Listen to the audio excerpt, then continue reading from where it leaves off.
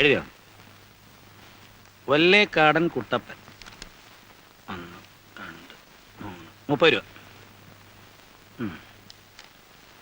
മാട്ടാത്തൊടി രാജൻ 50 രൂപ.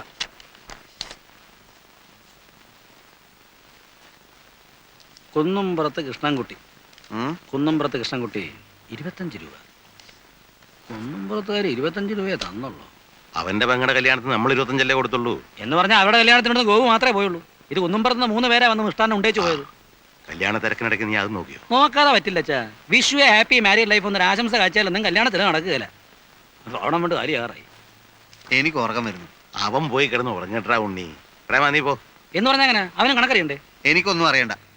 എടാ ഗോപു, നീ ഇരുന്ന് എഴുത്. വേണ്ട, ഞാൻ എഴുതാം. നീ വരുന്ന് പഠിക്കടാ. വേണ്ട, ആരും സഹായിക്കണ്ട, ഞാൻ തന്നെ എഴുതിക്കോളാം. വീട്ടിലായാലും ബാങ്കിലായാലും കണക്കെടുത്ത് നമ്മുടെ പഠിക്കാൻ ഒന്നുമില്ലേ?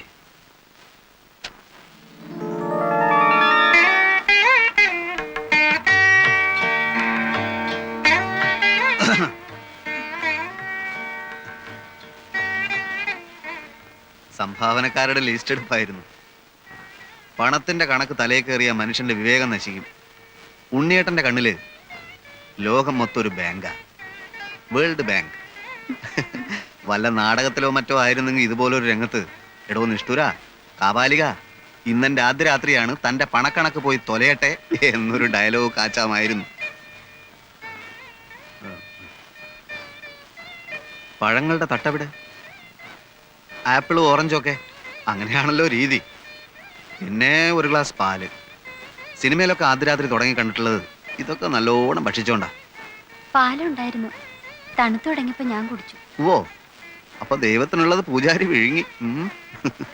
കുഴപ്പമില്ല, തൽക്കാലം ദൈവം ശപിക്കുന്നില്ല. മാത്രമല്ല, വരം വല്ലവും വേണേ ചോദിക്കുകയും ആവാം. ഒടുവിൽ പറഞ്ഞത് കാര്യമായിട്ടാ. ഇഷ്ടാനിഷ്ടങ്ങളൊക്കെ ഇന്ദുവിന് തുറന്നു പറയാം. എന്നാ പറയട്ടെ? തീർച്ചയായും. നാടകത്തിൽ അഭിനയിക്കുന്ന എനിക്ക് ഇഷ്ടമല്ല. ഞാനോ?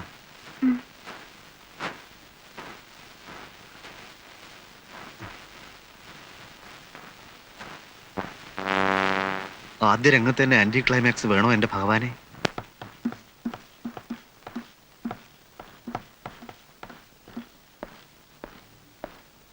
അമ്മേ, ഞങ്ങളൊരു സിനിമയ്ക്ക് പോവാ. സിനിമയ്ക്കോ? ഇന്നെന്താ ആഴ്ച? ഞായറാഴ്ച. എടാ, ഞായറാഴ്ച ആരെങ്കിലും സിനിമയ്ക്ക് പോവോ? ഞായറാഴ്ച സിനിമയ്ക്ക് മുടക്കൊന്നുമില്ലല്ലോ. അതല്ല മോളെ, ഭയങ്കര തിരക്കായിരിക്കും. ആ തിരക്കിനിടയിൽ ക്യൂ നിൽക്കാനും ടിക്കറ്റ് എടുക്കാനും എന്റെ മരുമകള് ബുദ്ധിമുട്ടുന്നത് എനിക്ക് സഹിക്കില്ല. നിങ്ങൾ നാളെ പോയിക്കോ, വേണമെങ്കിൽ അമ്മയും വരാം. എന്നാ പിന്നെ നമുക്ക് നാളെ പോവാം.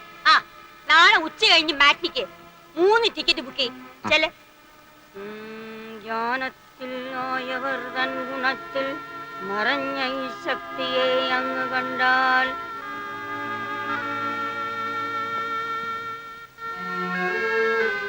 നാളെ നമുക്ക് ഒരു ടെൻഷൻ ഇല്ലാതെ സിനിമയ്ക്ക് പോവാം കേട്ടോ. വേണ്ട, ഞാനില്ല. അമ്മയും മോനും കൂടെ പോയി കണ്ടാ മതി. അയ്യേ, എന്താ ഇത്? അമ്മ നമ്മളോടുള്ള സ്നേഹം കൊണ്ട് പറഞ്ഞല്ലേ? അത് എനിക്കൂടെ തോന്നണ്ടേ? കോംപ്ലക്സാ. മരുമോൾ വന്നപ്പോ മോന്റെ സ്നേഹം കുറഞ്ഞു പോകുന്നുള്ള പേടി. ദേ, പറഞ്ഞു പറഞ്ഞ് കാട് കയറണ്ട. തൽക്കാലം അമ്മ പറയുന്നത് കേട്ട് നടന്നാ മതി. നീ ഇത് മുഴുവനും ഇന്ന് അലക്കാൻ പോവാ? കുറച്ചോടിട്ടൊക്കെ ഞാൻ അലക്കിക്കോളാം. വേണ്ടമ്മേ, ഒറ്റ അലക്കിന് തീർന്ന അതാ സുഖം. അച്ഛനെ ഷർട്ടിങ് തന്നെ. ഓ, ഇത് മുഷിഞ്ഞില്ല മോളെ. ഇന്നലെ ഇതല്ലേ ഇട്ടത്, മുഷിഞ്ഞില്ലേലും സാരമില്ല. എന്റെ ഷർട്ട് മുണ്ട് എടുത്തോട്ടെ. കണ്ടോ, പഠിക്കുന്നതിനിടയിൽ അവന്റെ ഒരു കാര്യാന്വേഷണം. വായിക്കുന്ന പുസ്തകത്തിൽ ശ്രദ്ധിച്ചു വായിക്കടാ. ഈ ചെക്കനെ എത്ര പഠിപ്പിച്ചിട്ടും കാര്യമില്ലെന്നാ എനിക്ക് തോന്നുന്നത്. ഇന്നലെ അവൻ എന്നോട് പറയാന്നേ, അവന് ഡ്രൈവിംഗ് പഠിക്കുന്നതാ ഇഷ്ടം. അതിനെന്താ ഇത്ര കുറവ്? നല്ല അന്തസ്സുള്ള ജോലി തന്നെ ഡ്രൈവിങ്. ഒന്ന് പറഞ്ഞ് മനസ്സിലാക്കി കൊടുക്കച്ചാ. പക്ഷെ നിന്നെ പോലെ ബുദ്ധി കുറഞ്ഞവന്മാർക്ക് ആ പണി പറഞ്ഞിട്ടില്ലടാ. നീ പുസ്തകം കാണാപ്പാടം പഠിച്ച് വല്ല ഡോക്ടറോ എഞ്ചിനീയറോ മറ്റോ ആകെ നോക്ക്. കണ്ടുമുട്ടിയ ആദ്യ നാളുകളിൽ ഞാൻ കരുതി നീ ഒരു മാലാഖയായിരിക്കുമെന്ന്. ദേവി, എനിക്ക് തെറ്റിപ്പോയി. സത്യത്തിൽ നീ ഒരു കാളസർപ്പമായിരുന്നു.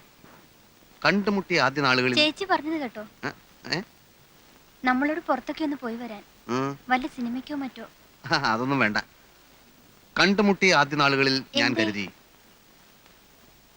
അത് ഇവിടെ ഇപ്പോ നല്ല സിനിമയൊന്നും ഓടുന്നില്ല. നല്ലതോ ചീത്തയൊന്നും കണ്ടാലല്ലേ പറയാൻ പറ്റൂ.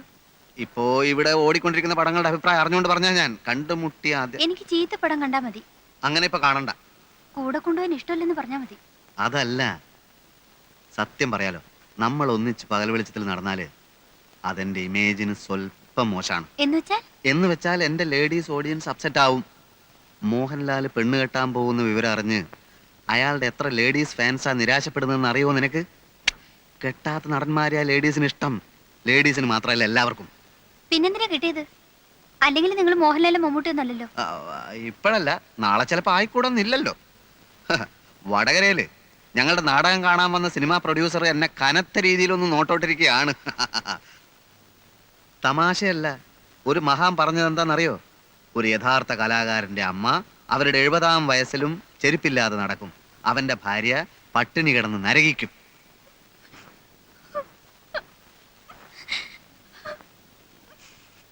ഇന്ന് ഒരു ദിവസത്തേക്ക് ഈ തത്വമൊക്കെ മറക്കാം. മുഖം വീർപ്പിക്കണ്ട. ഉച്ച കഴിഞ്ഞിറങ്ങാം. ഒരു കറക്കം, ഒരു മാറ്റിനി. ചെല്ലു, ഒരു ചായ ഇട്ടുകൊണ്ടുവാ. ചെല്ലാൻ. കണ്ടുമുട്ടിയ ആദ്യ നാളുകളിൽ ഞാൻ കരുതി നീ ഒരു മാലാഖയായിരിക്കുമെന്ന്.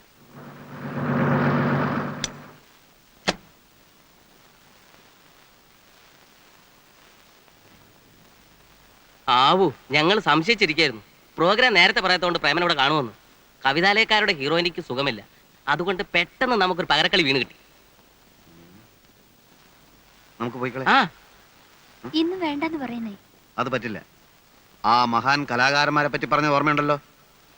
ഒരു യഥാർത്ഥ കലാകാരന്റെ ഭാര്യക്ക് ഇതുപോലുള്ള പല ദുർഘട ഘട്ടങ്ങളെയും അതിജീവിക്കേണ്ടതായിട്ടുണ്ട്. പരീക്ഷണമാണ് കുട്ടി, പരീക്ഷണമാണ്.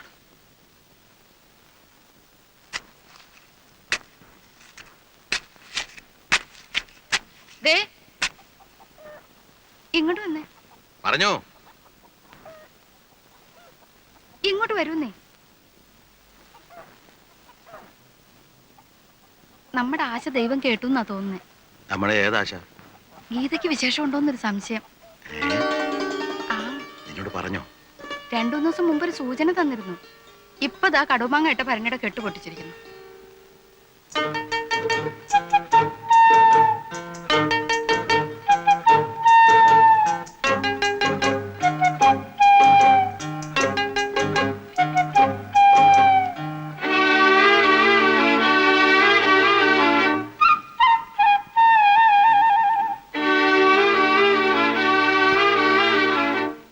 നവംബറില അല്ല, സുഖപ്രസവമാണെ കുഴപ്പമില്ലായിരുന്നു. അല്ല, കോംപ്ലിക്കേഷൻ അടച്ചെങ്ങാനെങ്കിലും ഉണ്ടായെങ്കിലും ഒന്നാ. ഇതുകൊണ്ടാണ് ഞാൻ പറഞ്ഞത് എനിക്ക് പ്രമോഷൻ കിട്ടിയിട്ട് മതിയായിരുന്നു. എന്നാൽ ഇതങ്ങ് വേണ്ടെന്ന് വെക്കാം. എന്നാണോ ഞാൻ പറഞ്ഞത്? എടി, നമ്മൾ പ്രാക്ടിക്കൽ പ്രോബ്ലംസിനെ പറ്റി ഒന്ന് ചിന്തിക്കണ്ടേ? നമ്മളുടെ ജീവിതത്തിലേക്ക് ഒരു പുതിയ പാർട്ടി കടന്നു വരികയാണ്. അതിനു മുമ്പ് നമ്മളൊന്ന് തയ്യാറാവണ്ടേ? പിന്നെന്താ ഇങ്ങനെ ഒരു സ്നേഹമില്ലാത്ത പോലെ? സ്നേഹമില്ലെന്നോ? ആർക്ക്? ഇങ്ങോട്ട് നോക്ക്. ഒരച്ഛനാകുന്നതിന്റെ ത്രില്ലൊക്കെ എനിക്കും ഉണ്ടടി. എന്നാ താമസിക്കണ്ടെന്ന് പറയൂ ഗീതോട്. രാഹുകാലത്തിന് മുമ്പ് ഇറങ്ങണം. മാത്രമല്ല, ട്രെയിനിന്റെ കാര്യം വിശ്വസിക്കാനും പറ്റില്ല. ചിലപ്പോ നേരത്തെ വരും, അല്ലെങ്കിൽ എത്ര കാത്തിരുന്നാലും വരൂല്ല. പ്രസവത്തിനാണെങ്കിലും അവളോട് ഇന്ന് പോകാന്ന് പറയുമ്പോ മനസ്സിന് വല്ലാത്ത വിഷമം. മാത്രമല്ല, ദൂരവും കൂടുതലല്ലേ. ഇന്നത്തെ കാലത്ത് ദൂരെ ഒരു പ്രശ്നമാണോ? ഹേ, നിങ്ങൾക്ക് അവളെ കാണണം തോന്നുമ്പോ എപ്പോ വേണമെങ്കിലും വരാലോ അങ്ങോട്ട്. അതല്ല ഞാൻ ആലോചിക്കുന്നേ. പ്രസവം ഇവിടെ ആക്കിയാലെന്താ? അവിടെ ഗീതയുടെ കാര്യത്തിൽ കുറവൊന്നും ഉണ്ടാവില്ലെന്നറിയാം. ഇവിടെ ആകുമ്പോ സ്ഥിരമായിട്ട് നോക്കുന്ന ഡോക്ടറുണ്ട്, പിന്നെ ഞങ്ങളെല്ലാം ഉണ്ട്. എന്ന് വെച്ച് നാട്ടുനടപ്പ് നടത്തണ്ടാന്നാണോ? അവളുടെ അച്ഛനെ മരിച്ചിട്ടുള്ളൂ, അമ്മയുണ്ട്, അമ്മാവനായിട്ട് ഞാനും ഉണ്ട്. ഒരു പ്രസവം നോക്കാനുള്ള ശേഷിയും ഇപ്പൊ ഞങ്ങൾക്കുണ്ട്. അയ്യോ, അതല്ല പറഞ്ഞത്. അത് തന്നെയാ പറഞ്ഞത്. കല്യാണം കഴിഞ്ഞ പിന്നെ ഒരു 10 ദിവസം അവളെ വീട്ടിൽ നിർത്തിയിട്ടില്ല. ഇപ്പോഴെങ്കിലും അതിന് സാധിച്ചില്ലെങ്കിലേ നാട്ടുകാർ ഞങ്ങളെ കളിയാക്കും. അവളുടെ അമ്മയാണ് ഇവിടെ കാത്തു നിൽക്കുക. ആരോഗ്യം ഉണ്ടായിരുന്നേ അവളോട് വന്നേനെ കേട്ട്. ഇക്കാര്യം ഞാൻ അവിടെ ചെന്ന് പറഞ്ഞ അയ്യോ. ഞാൻ വരുന്നേ. അച്ഛനത്തിന് ആവശ്യമില്ല ടെൻഷൻ ഉണ്ടാക്കുന്നേ. അങ്ങനെ അല്ലെങ്കിലേ ചൂടനാ.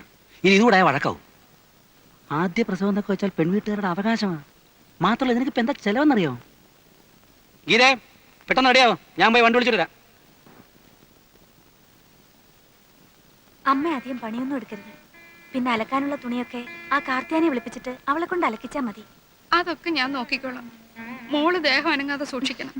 ദേഹം അനങ്ങണമെന്നാ ഡോക്ടർ പറഞ്ഞിരിക്കുന്നത്. ആ ഡോക്ടർ അങ്ങനെയൊക്കെ പറയും. മോളൊന്നും കേക്കണ്ട. ശരി. ഇന്ദു, പ്രേമനോട് വഴക്കിടരുത്. അവനെ ആള് പാവാ. ഞാൻ വരുമ്പോഴേക്ക് നീ പുതിയ വിശേഷങ്ങളൊക്കെ പറയണം. ആ ഗോപു, ഇത്തവണ പരീക്ഷാഫലം വരുമ്പോ ഇവരൊക്കെ ഞെട്ടണം. അല്ലെങ്കിലും എന്റെ പരീക്ഷ പോലെ അറിയുമ്പോ ഇവരൊക്കെ ഞെട്ടാറുള്ളതല്ലേ? അങ്ങനെയല്ല, ക്ലാസ് വാങ്ങിക്കാൻ ശ്രമിക്കണം.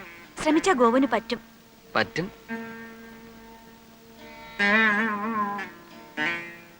അച്ഛാ, മഞ്ഞത്തൊന്നും ഇറങ്ങി നടക്കരുത്.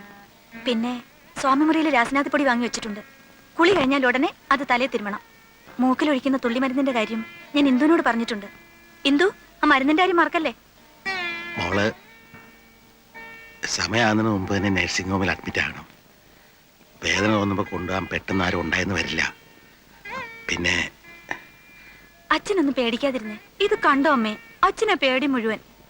അല്ല, ആദ്യമായിട്ട് മുത്തശ്ശനാകാൻ പോലെ അപ്പൊ അതിന്റെ ഒരു അതെ അതെ അതെ. വേറെ പിന്നെ അമ്മേ, വടക്കേലെ കാർത്തൂന് ഇന്നലത്തെ നെയ്യിന്റെ കാശ് കൊടുത്തില്ല, അത് കൊടുക്കണം. പിന്നെ നമ്മുടെ മുളയടിക്ക് ദിവസം വെള്ളം ഒഴിക്കണം. അതൊക്കെ അമ്മ നോക്കിക്കോളാം. വണ്ടി വന്നു, ഒന്ന് വേഗം ഇറങ്ങാ. ഒരു ടാക്സി വിളിക്കായിരുന്നില്ലേ മോനെ? ടാക്സി പോയാലും ഓട്ടോറിക്ഷ പോയാലും സ്റ്റേഷനിൽ എത്തിക്കുള്ളൂ. ടാക്സി ആകുമ്പോൾ 25 രൂപ, ഇതാവുമ്പോൾ 10 രൂപ നിൽക്കും. ബാബാ, 2 രൂപ കൂടുതൽ തരാന്ന് പറഞ്ഞു. തരത്തില്ലെന്ന് ഞാനും പറഞ്ഞിട്ടുണ്ട്. സൂട്ടിച്ചായ കയറ, സാരി ഒന്നും കുത്തിക്കരുത്. അപ്പൊ പൈസയുടെ കാര്യോ? ആള് കയറട്ടോ. ഒരു ഓട്ടോ കൂടെ വേണ്ടി വരുമോ? എന്തിന്? ഇനിയും കയറില്ല, 7 എണ്ണം വേണമെങ്കിൽ.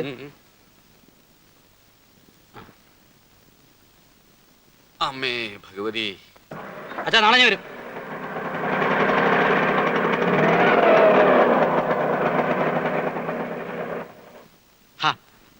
രമേ, ഇതൊക്കെ എല്ലാ കുടുംബങ്ങളും ഉണ്ടാകുന്നതല്ലേ? കുറച്ചൊക്കെ നമ്മൾ കണ്ടില്ലാന്ന് വെക്കണം. ഇത്ര നാളെ ഞാൻ കണ്ടില്ലെന്ന് വെച്ചു. എനിക്കിവിടെ ഉറക്കൊന്ന് ചിരിക്കാൻ പാടില്ല, പുറത്താരോട് മിണ്ടാൻ പാടില്ല.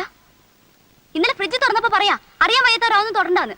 എന്താ ഞാനിതൊന്നും കണ്ടിട്ടില്ലേ? അമ്മയുടെ സ്വഭാവം അതാണെന്ന് വെച്ച് അതങ്ങനെ സഹിക്കുക. വേണ്ട, ഞാൻ ഇവിടുന്ന് വലിഞ്ഞേറി വന്നൊന്നുമല്ലല്ലോ. എനിക്കും വീട്ടുകാരൊക്കെ ഉണ്ട്. പക്ഷെ എനിക്ക് എന്റെ അമ്മ മാത്രമേ ഉള്ളൂ. അമ്മയാണ് എന്നെ വളർത്തി ഇതുവരെ ആക്കിയത്. നീ വന്നെന്ന് കരുതി അമ്മയെ പിടിച്ച് പുറത്താക്കാനൊന്നും എനിക്ക് പറ്റില്ല. വേണ്ട, ഞാൻ പുറത്തു പോയേക്കാം. അതാണല്ലോ ആവശ്യം. ഇവിടെ കാലുകുത്തി അന്ന് മുതൽ കേട്ടു തുടങ്ങിയത് ഓരോ കുത്തുവാക്കൾ. അമ്മായിമ്മ പോരെന്നൊക്കെ കേട്ടിട്ടുണ്ട്, പക്ഷെ ഇങ്ങനെ ഒരു പോര് ഞാൻ കണ്ടിട്ടില്ല. രമേ, കൂടുതൽ സംസാരിക്കണ്ട. ഇന്നലെ കയറി വന്ന നീയെ ഇവിടെ ഭരിക്കാന്ന് വിചാരിക്കണ്ട. ആരെന്ത് കുറ്റം പറഞ്ഞാലും എന്റെ അമ്മ എനിക്ക് വലുതാ.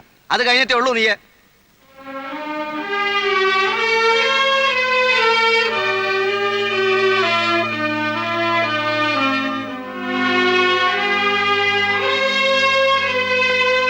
രാജാവ് പറഞ്ഞു, ധർമ്മിഷ്ഠൻ മുനിരാജാവിനാൽ ശപിക്കപ്പെട്ടതെന്തിന്?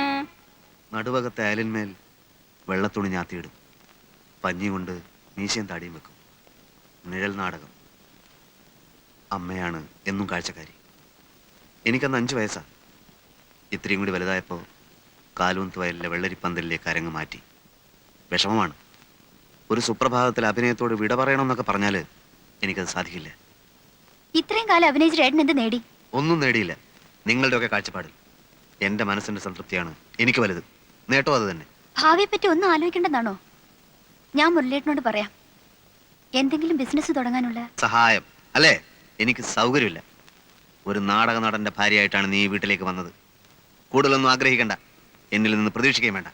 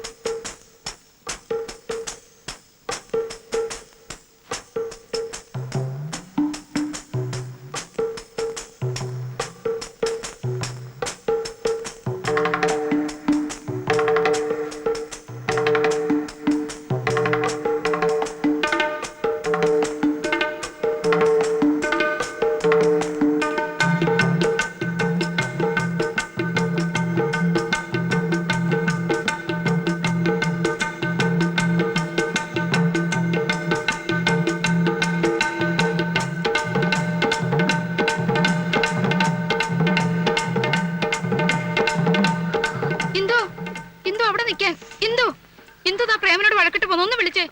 എന്തോ ഇവിടെ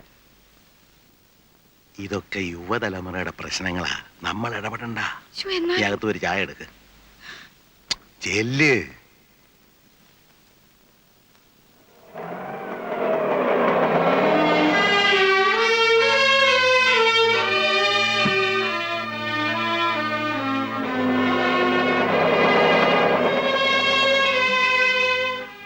എന്താ മോളെ ഒറ്റയ്ക്ക്? അങ്ങനെ തോറ്റു കൊടുക്കാനൊന്നും എന്നെ കിട്ടില്ല. ഞാനങ്ങോട്ട് വലിഞ്ഞേറി ചെന്നൊന്നല്ലല്ലോ. എന്നെ എന്റെ വീട്ടുകാരും കൊച്ചാക്കാൻ ആ തള്ളയുടെ ഭാവം. അതിന് വേറെ ആളെ നോക്കണം. ഞാൻ പറഞ്ഞു ചോദിക്കാൻ പറയുന്നത് എനിക്കും ആളുണ്ട്, കയറി കിടക്കാൻ സ്ഥലമുണ്ടെന്ന്. അമ്മയ്ക്ക് മോനും വരച്ച് വരയിൽ നിർത്താൻ എന്നെ പോലുള്ള പെമ്പിളേരെ ഇന്നത്തെ കാലത്ത് കിട്ടില്ല. ആരും അന്വേഷിച്ചു വന്നാ പറഞ്ഞേക്ക്.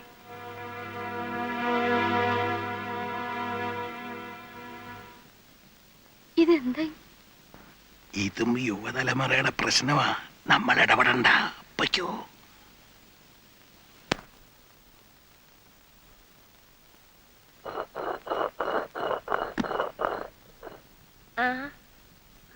എന്താ മോളെ പെട്ടെന്ന് ഇങ്ങനെ? പ്രേമനോടെ?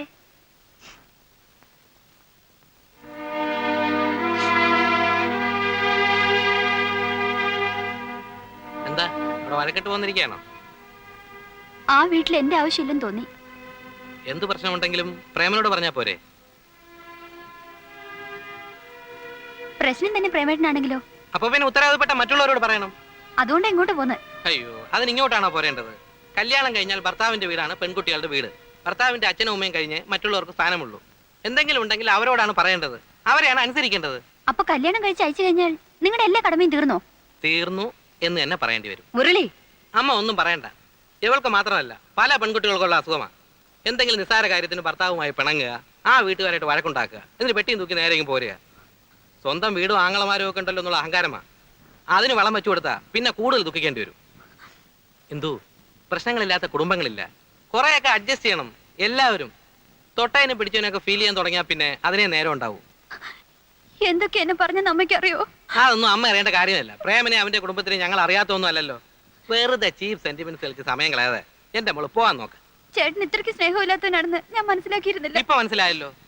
നേരം കളയാച്ചല്ലേ.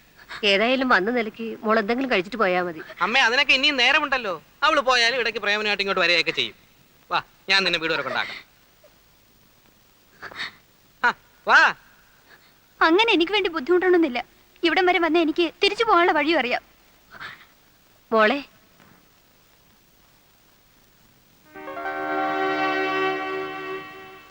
പ്രേമനോ? ഞാൻ ഇവളെ അങ്ങോട്ട് അയക്കാൻ തുടങ്ങിയായിരുന്നു. ഇനിയിപ്പോ നിങ്ങൾ ഒന്നിച്ചു പോയിക്കോ. അമ്മേ, ദേ ഇത്രേ ഉള്ളു കാര്യം. ഞാൻ വന്നത് കുറ്റബോധം കൊണ്ടൊന്നുമല്ല, ഈ ഒരു കാരണം കൊണ്ട് വീട്ടിൽ പ്രശ്നം ഉണ്ടാവണ്ടെന്ന് വിചാരിച്ചിട്ടാ. നടന്നോ. കൊടുക്കാവുന്ന ഒരു ഡോസ് ഞാൻ കൊടുത്തിട്ടുണ്ട്. ഇനി വേദനിപ്പിക്കണ്ട.